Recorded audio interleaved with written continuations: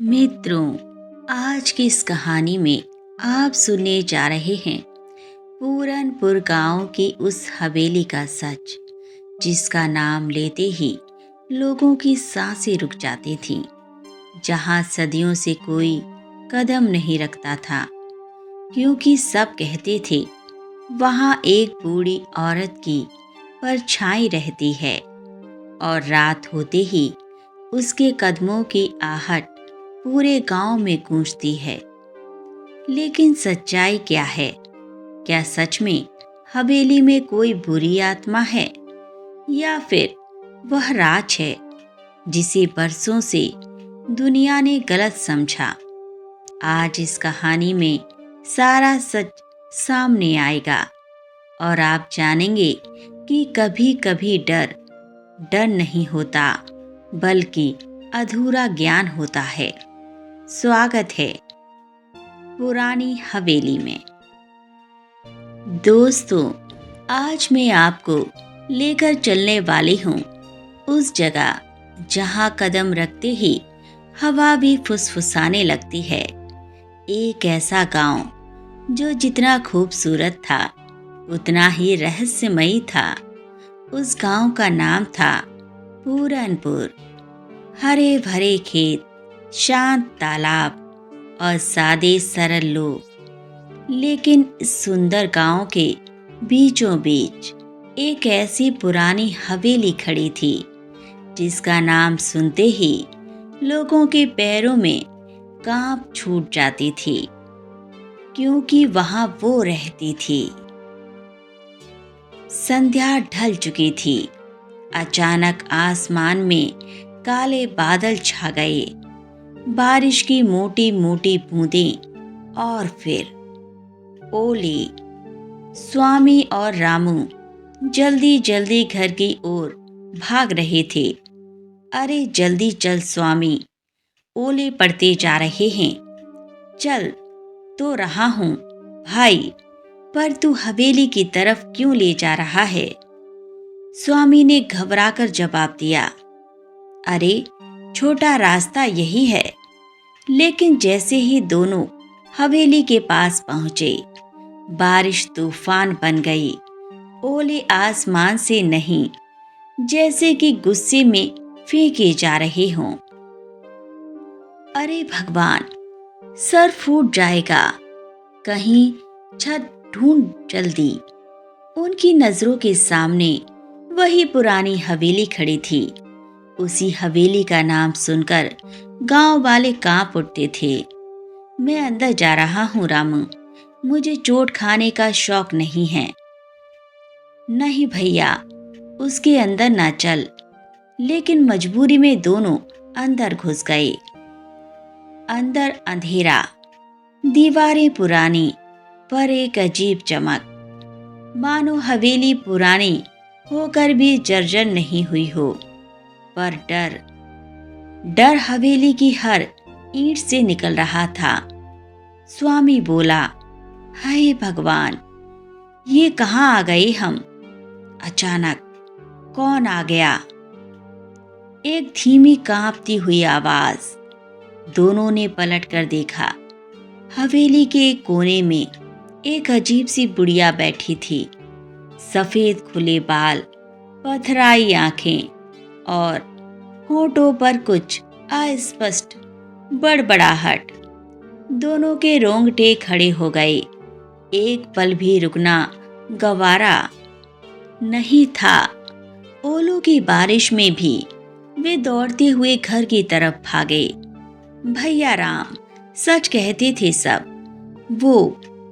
वो कोई इंसान नहीं थी।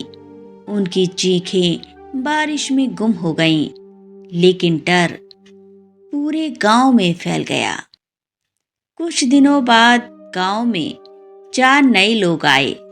राजीव, उसकी पत्नी रिया और उसके भाई रमन और प्रेम। वे सीधे गांव के मुखिया के पास गए। हम यहाँ अपनी हवेली बेचने आए हैं। मुखिया चौंक कर बोला, कौन सी हवेली? राजीव ने मुस्कुराते हुए कहा, बरगद के पेड़ के पास वाली। बस इतना सुनना था। पूरा गांव दंग रह गया। वही हवेली जहां वो बुढ़िया दिखती है। लोग धीरे धीरे इकट्ठा होने लगे। मुखिया बोला, बेटा, उस हवेली में कोई बुढ़िया दिखती है। पता नहीं वो इंसान है या आत्मा। लेकिन राजीव हंस पड़ा। गांव वालों के डर हैं यह सब। ऐसी चीजें शहर में रोज सुनते हैं। रिया ने भी कहा, मैं तो उसकी तस्वीरें इंस्टाग्राम पर पोस्ट करूंगी। उनकी बात सुनकर सब हैरान थे। रामू और स्वामी भी भीड़ में खड़े थे। चेहरा सफेद पड़ चुका था। भैया, मत जाइए। हमने अपनी आंखों से देखा है। वो कोई साधारण औरत नहीं।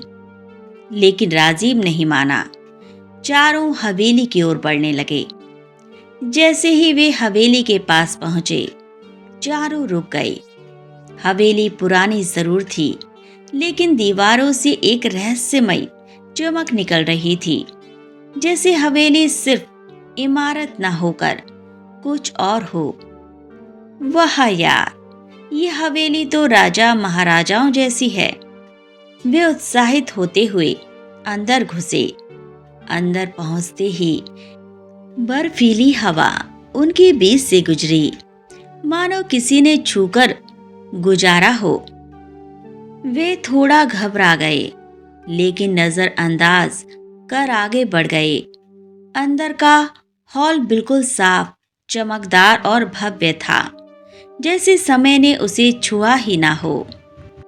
अचानक कौन आ गया? रिया बोली, ये कौन है? कोई मजाक तो नहीं कर रहा? वे उस आवाज की दिशा में गए, लेकिन वहां कुछ भी नहीं था। अचानक छत से चमगादड़ों का झुंड निकला। रिया चीख पड़ी, भगवान! और घबराई। चारों बाहर भागने ही भाले थे कि उन्हें हवेली के अंदर एक अंधेरे कोने में किसी के हिलने की आवाज सुनाई दी। मोबाइल की रोशनी बढ़ाई और वहीं बुढ़िया बैठी थी। यहीं से कहानी असली डर और रहस्य में प्रवेश करती है। हवेली के अंदर चारों राजीव, रिया, प्रेम और रमन मोबाइल की टॉर्च चलाकर आगे बढ़ रहे थे। दीवारों पर धूल थी, पर हवा में एक अजीब सुगंध थी, जैसे हल्दी, चंदन और किसी पुराने धूप की महक एक साथ घुली हो। रिया बोली, ये हवेली इतनी साफ क्यों लग रही है? 100 साल पुरानी है ना? प्रेम हंसते हुए बोला, अरे गांव वाले डर के मारे आते नहीं होंगे, इसीलिए चीजें खराब नहीं हुई। लेकिन तभी कौन आ गया? चारों रुक गए। रीढ़ की हड्डी में जैसे बर्फ दौड़ गई हो। रिया का हाथ कांपने लगा। रमन ने धीरे से कहा, ये आवाज इंसानी नहीं थी। मोबाइल की रोशनी चारों ओर घुमाई गई और तभी हल्की सी गड़गड़ाहट सुनाई दी। मोबाइल की टॉर्च जैसे ही एक कोने में पड़ी, रिया चीख पड़ी। वहां वही बुढ़िया बैठी थी। सफेद बाल, पतला शरीर, लेकिन चेहरा इतना शांत जैसे कोई वर्षों से ध्यान में बैठा हो। उसकी आंखें खुली, एकदम सफेद। उसने कहा, तुम क्यों आई हो? उसकी आवाज ऐसी थी जैसे सूखी पत्तियां आपस में रगड़ खा रही हों। राजीव हिम्मत करके बोला, ये हमारी हवेली है, हम इसे बेचने आए हैं। बुढ़िया ने धीरे से सिर उठाया और बोली, ये हवेली किसी के बेचने की नहीं, ये हवेली किसी के रहने की नहीं, ये हवेली तो बचाने की जगह है। रिया घबरा कर बोली, किससे बचाने की? बुढ़िया ने कहा, तुम नहीं समझोगे जब तक देख ना लो। और उसी पल हवेली का दरवाजा अपने आप बंद हो गया। जोरदार आवाज, चारों उछल पड़े। खिड़कियां एक एक करके बंद होने लगीं, मानो हवेली ने उन्हें अंदर कैद कर लिया हो। रमन दौड़कर दरवाजा पीटते हुए चिल्लाया, खुल, खुल जा, कोई मजाक कर रहा है क्या? लेकिन दरवाजा नहीं खुला। उल्टा हवेली की दीवारें हल्की हल्की चमकने लगीं। प्रेम डर गया। ये क्या है भैया? ये तो साधारण हवेली नहीं लगती। बुढ़िया धीरे से उठी। उसका शरीर कमजोर था, फिर भी उसकी चाल में एक रहस्यमयी शक्ति थी। वह बोली, तुम्हें सच दिखाना पड़ेगा, नहीं तो तुम भी उनकी तरह खत्म हो जाओगे। रिया सिहरते हुए पूछ बैठी, कौन? उनकी तरह। बुढ़िया ने दीवार की तरफ उंगली उठाई। चारों ने देखा। दीवार पर पुराने हाथों के निशान थे, जैसे किसी ने बचने के लिए खरोंचे हों। रिया की आंखों से आंसू निकल आए। बुढ़िया बोली, मैं यहाँ रहती क्यों हूँ, जानते हो? कोई जवाब नहीं। बुढ़िया ने कहा, यह हवेली सिर्फ हवेली नहीं, ये एक औषधि घर है। यहाँ वो जड़ी बूटियां थीं जिनसे लोगों का जीवन बचता था। आंवला, हल्दी, काली मिर्च, इलायची और कई ऐसी औषधियां जिन्हें आज लोग भूल चुके हैं। चारों स्तब्ध रह गए। बुढ़िया आगे बोली, मैं इन सबकी रक्षक हूँ, पर वर्षों पहले कुछ लोग इन औषधियों को चुराने आए। हवेली ने उन्हें अंदर ही बंद कर लिया और तब से उनकी छाया यहीं भटकती है। रिया डरते हुए बोली, मतलब यहाँ कोई है? बुढ़िया ने सिर हिलाया। हाँ, और वे लोग जिंदा नहीं रहे, पर उनकी परछाइयां अभी भी इसी हवेली में घूमती हैं। चारों के पैरों तले जमीन सरक गई। अचानक ऊपर वाली मंजिल से किसी के तेज कदमों की आवाज आई। ठक ठक ठक। रिया ने डरकर राजीव का हाथ पकड़ लिया। रमन दीवार से टिक गया। बुढ़िया ने कहा, आ रहे हैं। उन्होंने नए लोगों की आहट सुन ली है। चारों ने सीढ़ियों की तरफ देखा। मोबाइल की टॉर्च की रोशनी में सीढ़ियों पर किसी का पैर दिखा। सिर्फ पैर, सिर्फ परछाई, पूरा शरीर दिखाई दिए बिना। चारों के मुंह से आवाज तक नहीं निकली। मित्रों, कहानी अब उस मोड़ पर पहुंच रही है जहां हवेली का रहस्य और गहरा और खतरनाक होता जा रहा था। रिया उस रात सो नहीं पाई। बार बार वही सवाल, अगर बुढ़िया सामने आ ही रही है तो अचानक गायब कैसे हो जाती है? उसका मन बार बार हवेली की टूटी दीवारों, गहरे अंधेरे और उस बुढ़िया के सफेद बालों पर अटक रहा था। सुबह होते ही उसने राजीव से कहा, राजीव, आज हमें हवेली के अंदर तक जाना होगा। बाहर खड़े खड़े कुछ नहीं पता चलेगा। राजीव ने घबरा कर कहा, रिया, पागल मत बनो। गांव वाले वैसे ही कह रहे हैं कि यहाँ बार बार कोई हादसा होता है और तुम अंदर जाना चाहती हो। रिया दृढ़ आवाज में बोली, हाँ, क्योंकि जो सच है उसे छुपाकर रखने से डर और बढ़ेगा, और मैं डर कर जीने वालों में से नहीं हूँ। राजीव अंदर से डर रहा था, लेकिन पत्नी की जिद के आगे झुक गया।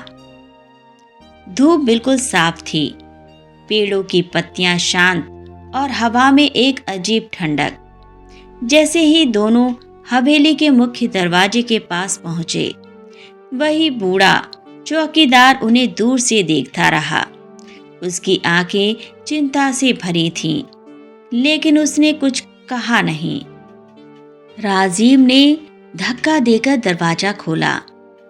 लकड़ी चरमराई और हवेली का भीतर का अंधेरा उनकी सांसों पर भारी पड़ गया। रिया धीरे से बोली, क्या तुमने सुना? राजीव बोला, ये पुरानी हवेली है, आवाजें तो आएंगी। लेकिन रिया को ये आवाजें सामान्य नहीं लगीं। कोने में एक मिट्टी का दिया रखा था, बुझा हुआ, लेकिन लगता था किसी ने हाल ही में जलाया हो। राजीव ने कहा, यहाँ कोई आता है रिया? रिया बोली, हाँ, और वो कोई साधारण इंसान नहीं है। दीवार पर पुराने चित्र लगे थे, राजाओं जैसे कपड़े पहने हुए लोग, और एक तस्वीर जिस पर रिया की नजर टिक गई। तस्वीर में वही बूढ़ी औरत थी, सफेद बाल, वही चेहरा, और नीचे लिखा था, राजमहल की वैद्य लक्ष्मी देही। रिया हिल गई। यह वही है जो हमें बाहर दिखी थी। लक्ष्मी देही कौन थी? अचानक रिया के मन में दादी की बातें गूंज उठीं। पुराने समय में राजमहलों में एक वैद्य होती थी बेटा, खास तौर पर महिलाओं और बच्चों की देखभाल के लिए। वे जड़ी बूटियों और देसी इलाज की विशेषज्ञ होती थीं। रिया की आंखें फैल गईं। राजीव, ये औरत किसी भूत की तरह क्यों घूम रही है? ये कोई साधारण आत्मा नहीं लगती। ऊपर की मंजिल पर कदमों की आवाज गूंजी, ठक ठक ठक। दोनों की सांसें रुक गईं। राजीव फुसफुसाया, रिया, मुझे लगता है हमें बाहर निकलना चाहिए। लेकिन रिया धीरे से बोली, नहीं, जिसने हमें बुलाया है वह हमें डराना नहीं चाहती। वह शायद कुछ बताना चाहती है। सीढ़ियां चढ़ते ही एक कमरा था, दरवाजा आधा खुला। रिया ने धीरे से उसे धक्का दिया। अंदर बुढ़िया बैठी थी, लेकिन इस बार वह गायब नहीं हुई। उसका चेहरा शांति से भरा था, लेकिन आंखें लाल और गहरी थीं, जैसे वर्षों का दर्द उनमें कैद हो।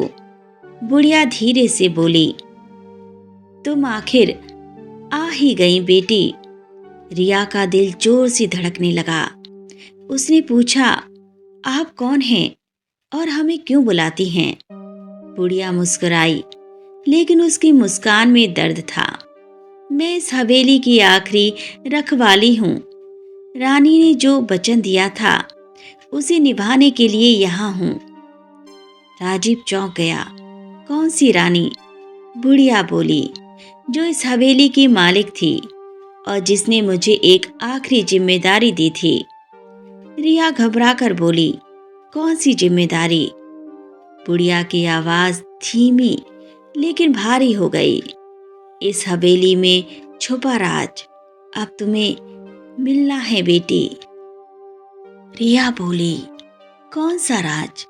बुढ़िया ने पहली बार रिया की आंखों में गहराई से देखा। जिंदगी बचाने वाला राज, स्वास्थ्य का असली ज्ञान, जिसे लोग जादू या डर समझकर नष्ट कर बैठे। और तभी अचानक दरवाजा अपने आप बंद हो गया। धड़ाम। राजीव चिल्लाया, रिया बाहर निकलो। लेकिन बुढ़िया बोली, डरो मत, क्योंकि सच जानने के बाद ही तुम बचोगे, तुम भी और तुम्हारा पूरा घर भी। रिया के होंठ सूख गए। उसने पूछा, मुझे क्या पता करना है? बुढ़िया उठ खड़ी हुई। उसका शरीर कांप रहा था और उसने कहा, दरवाजा बंद हो चुका था। राजीव घबराया हुआ था, लेकिन रिया उस बुढ़िया की आंखों में कुछ अजीब देख रही थी, दर्द और किसी गहरी मजबूरी की चमक। लक्ष्मी देही ने धीमी आवाज में कहा, रिया, यह हवेली सिर्फ डर की जगह नहीं है, यह एक अधूरी कहानी है। यह एक ऐसा कर्ज जिसे अब तुम ही चुकाओगे। रिया के शरीर में सिरहन दौड़ गई। उसने पूछा मुझसे, लेकिन क्यों? बुढ़िया ने एक लंबी सांस ली। बुढ़िया धीरे धीरे बोलने लगी। बहुत साल पहले इस हवेली में एक रानी रहती थी। नाम था रानी देवश्री। सुंदर, बुद्धिमान और अपने लोगों की माँ जैसी। कैमरा जैसे पुराने समय की कल्पना बनाता है। सफेद संगमरमर की हवेली, दीपों से भरी गलियां और रानी देवश्री अपने हाथों से गांव वालों का इलाज करती हुई। बुढ़िया बोली, रानी देवश्री सिर्फ रानी नहीं थी, वह एक वैद्य भी थी। लोगों का दर्द समझती थी, जड़ी बूटियां जानती थी। हल्दी, आंवला, तुलसी, काली मिर्च, सबका असली उपयोग। और उन्होंने मुझे अपना शिष्य बनाया था। मैं लक्ष्मी देही। रिया की आंखें फैल गई। आप रानी की वैद्य थीं? बुढ़िया मुस्कुराई। हाँ बेटी, लेकिन कहानी यहाँ से कठिन होती है। अचानक हवेली का माहौल बदलता है। बुढ़िया की आवाज भारी हो जाती है। एक रात राज्य पर हमला हुआ। रानी को बचाने के लिए मैं उन्हें इसी हवेली के गुप्त कमरे में ले आई, लेकिन रानी बच नहीं सकी। बुढ़िया की आंखें भर आईं। मरते समय उन्होंने मेरा हाथ पकड़ा और कहा, लक्ष्मी, मेरा ज्ञान खत्म ना होने देना। जो जड़ी बूटियां हैं, जो असली उपचार है, जो स्वस्थ रहने का सही तरीका है, इसे आने वाली पीढ़ियों तक पहुंचाना। कमरे में सन्नाटा छा गया। बुढ़िया ने कहा, मैंने वचन दिया था बेटी, लेकिन गांव वाले डरे हुए अंधविश्वास में डूब गए। उन्होंने समझा कि हवेली में रानी की आत्मा भटक रही है। उन्होंने यहाँ आना बंद कर दिया और मेरा रहना भी श्राप माना जाने लगा। बुढ़िया की आवाज कांप उठी। मैंने ज्ञान बचाए रखा, लेकिन किसी को दे नहीं पाई, क्योंकि कोई सुनना ही नहीं चाहता था। रिया ने धीरे से पूछा, तो यह सब मुझसे कैसे जुड़ा है? बुढ़िया ने उसकी ओर गहरी नजर से देखा। क्योंकि तुम वचन निभाने वाली हो। रिया चौंक गई। मैं?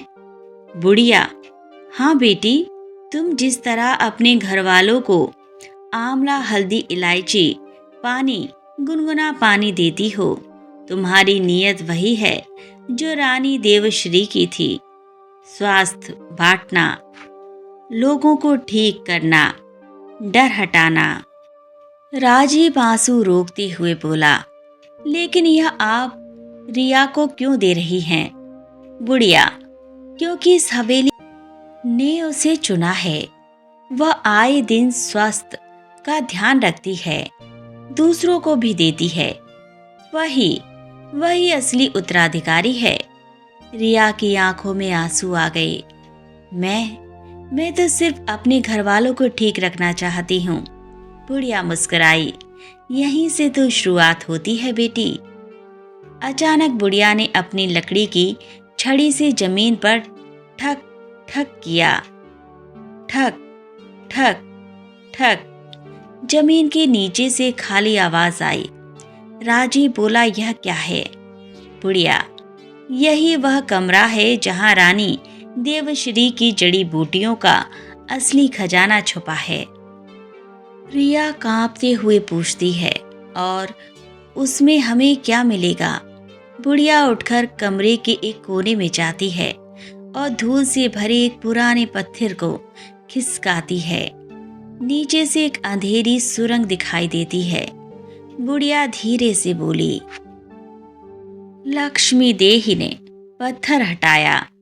नीचे काली अंधेरी सुरंग खुली, जैसे सदियों से किसी ने उसे छुआ ही ना हो। रिया ने राजीव का हाथ कसकर पकड़ा। राजीव, अब नीचे जा रहे हैं। राजीव ने रिया की आंखों में देखा। डर तो था, पर उससे बड़ा था भरोसा। दोनों सुरंग में उतरने लगे। लकड़ी की सीढ़ियां चरमरा रही थीं। हवा भारी, ठंडी और मिट्टी की बू से भरी। जैसे जैसे वे नीचे पहुंचे, दीवारों पर बने पुराने दिए खुद ब खुद हल्की रोशनी देने लगे। राजीव हक्का बक्का, रिया यह कैसे? रिया धीमे स्वर में, यह बस एक संकेत है कि हम सही जगह जा रहे हैं। सुरंग के आखिर में एक विशाल कमरा था। पूरा कमरा मिट्टी के घड़ों, पुराने लकड़ी के बक्सों और हस्तलिखित पांडुलिपियों से भरा था। बुढ़िया लक्ष्मी देह से धीरे से बोली, यही वह खजाना है जिसे दुनिया ने भुला दिया। रिया ने एक पांडुलिपि उठाई। उस पर लिखा था, देह धर्म, शरीर को स्वस्थ रखने की रानी देवश्री की विधि। वह पढ़ने लगी। सुबह गुनगुना पानी, आंवला और हल्दी का उपयोग, काली मिर्च का महत्व, इलायची का पानी, देसी पत्तियों से उपचार, भोजन में संतुलन, क्रोध से बचना, सूर्य की पहली किरण में 5 मिनट बैठना, रात को हल्का भोजन और सबसे ऊपर किसी को स्वस्थ रखना भी पुण्य है। रिया की आंखें भर आईं। वह फुसफुसाई, यही तो मैं हमेशा अपने घर वालों के लिए करती हूँ, बिना जाने यही विधियां अपनाती हूँ। बुढ़िया ने उसकी ओर मुस्कुराकर देखा। इसीलिए कहा था बेटी कि तू ही योग्य है। राजीव ने पूछा, लेकिन गांव के लोग इतना क्यों डरते हैं? अगर यहाँ इतनी पवित्र चीजें थीं तो डर क्यों? बुढ़िया ने भारी आवाज में कहा, क्योंकि जब रानी देवश्री गईं, राज्य टूट गया।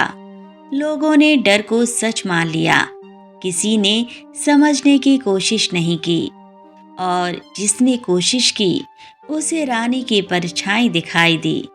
राजीव कांप गया। आपकी परछाई? बुढ़िया, हाँ, मेरी उम्र बढ़ी, शरीर कमजोर हुआ, लोग मुझे भूत समझने लगे, जबकि मैं तो बस वचन निभा रही थी।